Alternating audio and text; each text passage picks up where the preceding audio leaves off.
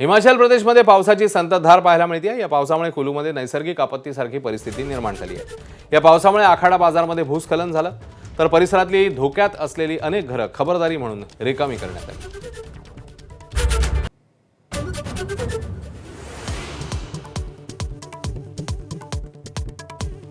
भोंदू अशोक खराशी जवळ रुपाली चाकणकरांना भोवली। चाकणकरांकडून महिला आयोगाच्या अध्यक्षपदाचा राजीनामा। मुख्यमंत्री आणि सुनेत्रा पवारांच्या भेटीनंतर निर्णय।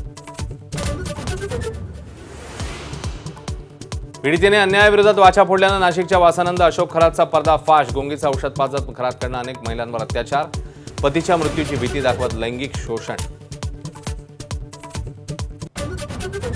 इराण विरुद्ध अमेरिका युद्धाची भारताला मोठी झळ। युद्धामध्ये 6 भारतीयांचा बळी। 3 लाख भारतीय मायदेशी परतले। 21 दिवसानंतर इराण इस्रायलकडनं क्षेपणास्त्रांचा मारा सुरू।